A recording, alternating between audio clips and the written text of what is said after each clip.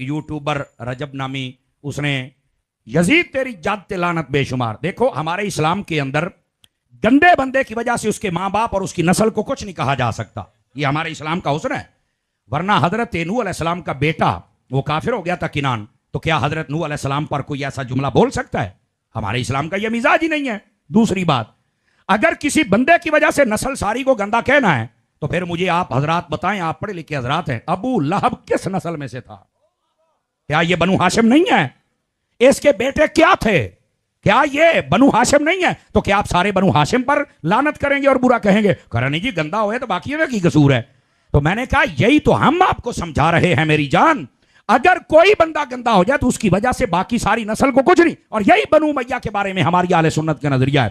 چونکہ لوگوں نے تو یزید کا بہانہ بنایا ہوا، اصل بات تو صحابہ کے خلاف کرنی ہوتی ہے نا. تو یہ گند اپنے ذہنوں سے نکالو اور مسلمان بنو. بادشاہ حسین کی عزت کی قسم ہے، آج ہم پہ اعتراض ہیں، یہ ہم پہ بالکل بوگس اعتراض ہے.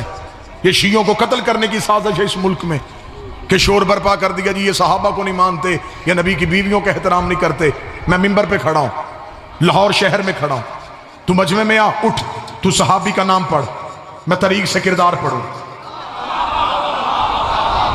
لیکن یہ تو کوئی بات نہیں ہے کہ آپ ہم پہ صرف اعتراض کیے جائیں اور لوگوں کو ہمارے قریب نہ آنے دیں. یہ معاذ اللہ ثم معاذ اللہ صحابہ کی عزت نہیں کرتے. ایک لمحے کے لیے جہاں بچوں کو اتنا کچھ بتاتے ہو، وہاں بچوں کو یہ بھی بتا دیا کرو کہ رسول کے صحابی حضرت ہمارے یاسر کا قاتل کون تھا، رسول کے صحابی محمد بن ابی بکر کو زندہ گدھے کی کھال میں رکھ کے جلانے والا بندہ کون تھا. اپنے بچوں کو یہ بھی بتا دیا کرو حضرت عائشہ کو زندہ گڑھے میں پھینکنے والا بندہ کون تھا. اپنے بچوں کو یہ بھی بتا دیا کرو حسن کے جنازے پہ تیر برسانے والا کون تھا. ہم شیعوں کا صرف اتنا قصور ہے کہ ہم سے یہ نہیں کہا جاتا کہ قاتل بھی رضی اللہ، مقتول بھی رضی اللہ. ہر دور